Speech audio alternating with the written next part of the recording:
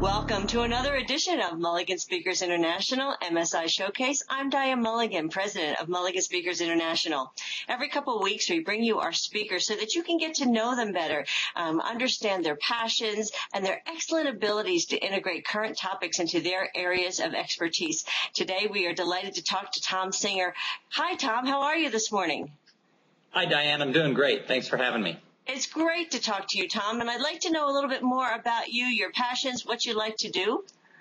Sure. I'm the father of two daughters. I've been married for 20 years, and in addition to spending time with my family and taking them traveling and getting to show the kids, different aspects of the world, I'm really passionate about what I do for a living. I'm very fortunate to be able to work as a professional speaker and to go out and spread the message of what I call cooperative significance.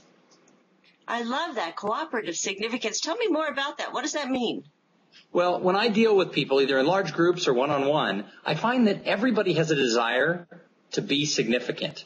But you cannot be significant alone in a field. So we need other people. And so that's what I do, is I help people find ways to make real connections with others. I think that's so important, and it really fits well into the topic we're talking about today, which is how meeting planners can really get their meeting attendees so involved with networking and with social media while they're at the conference that they get so much more out of the conference, maybe more than any other conference that they've previously attended. You're known as the conference catalyst, so tell me what that's all about and why it would be important to a meeting planner. Well, the Conference Catalyst is a program that I designed that sets the tone for a meeting. One of the main reasons that people attend industry events or users conferences and other types of gatherings when they fill out their surveys, one of the major reasons they attend is networking opportunities. And yet once they get there, they stink at it.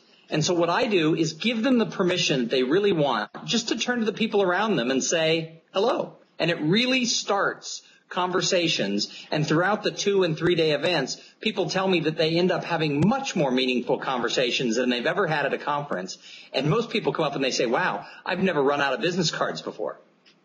That is fantastic. So give me like 1 or 2 tips that you would give to the meeting attendees so that they can really implement this whole conference catalyst networking idea. Well, the first thing they have to do is they have to remember that everybody's there for the same reason. And sometimes you walk into these networking functions like the breaks or the happy hours, and it seems like everybody went to kindergarten together. They're all talking, they're standing in little conversation clusters, and they're having these deep conversations, and you think, wow, I'm the outsider. But when you realize that everybody's sort of in the same boat, it makes it a lot easier.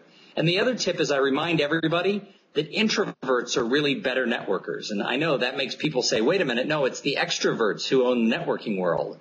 But introverts do a much better job of asking questions and then listening to the answers. And so I work with people to really get their inner networker on the outside. And it's nothing hokey. I don't do anything that causes people to step out of their comfort zone, and that's why people like it.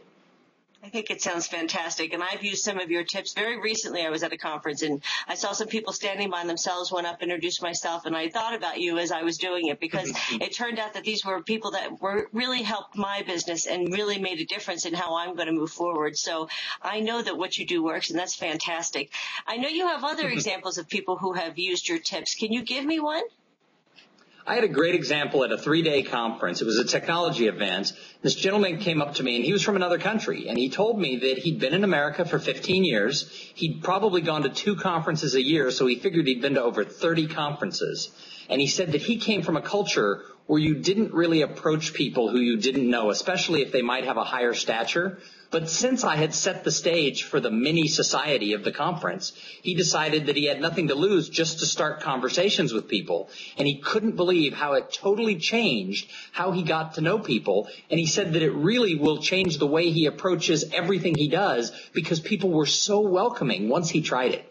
That's fantastic, and I bet he got so much more out of that conference than any other one he's attended. And how well does the meeting planner look when you have that type of a feeling when you go home and you can really tell your boss as well that, man, I really met some great people this time, and we're really going to be able to move forward on a lot of different areas. It's very cool. Now, you I'm sorry, go ahead. I was going to say the meeting planners tell me that they absolutely love it because people come up and thank them for what a great time they had at the conference. And they said oftentimes meeting planners never get thanks. And to actually get the praise that, wow, you changed the culture of this conference by making this a priority, they really like the feedback that they get from the attendees. Boy, that's very exciting. I can't tell you. You know, you have another area of your life that's also very exciting, and I love how you give back. Tell me about the Kate Singer Endowment for Craniofacial Research. Well, my youngest daughter, who's 9, and she's fabulous now, she was born with a condition where the bones in her skull were fused together. And so we went through a real rough time when she was a baby. She had to have surgery where they reconstructed. They sort of removed most of the top of her skull and reconstructed its shape.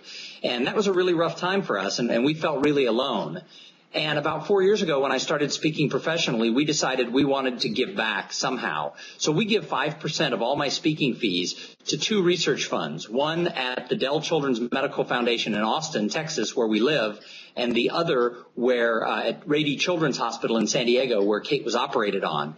And both sets of doctors in both cities have wonderful research programs to help people born with craniofacial abnormalities, including the type of thing that Kate had, but also kids born with soft tissue issues like cleft and other things. And so we give 5% of all my speaking fees to those 2 hospitals. And while it's not a lot of money, over 4 years it's added up to be a sizable donation, and it's exciting to see that grow as my business grows. I think that's absolutely fantastic. Thank you so much for doing that. It just speaks to the kind of person you are, and it's such a delight to work with you. I want to just thank everybody who's watching today for listening and learning a little bit about Tom and the Conference Catalyst. I can promise you that it will make a huge difference for your conference. Tom is just an example of one of our many speakers who absolutely is an expert in their area. So not only will they come and give you a great speech and really entertain your audience, but they'll also give your audience skills and techniques that will make their meeting experience just one that they remember for a very, very long time. Thanks so much for watching us today. I'm Diane Mulligan with Mulligan Speakers International. Have a great one.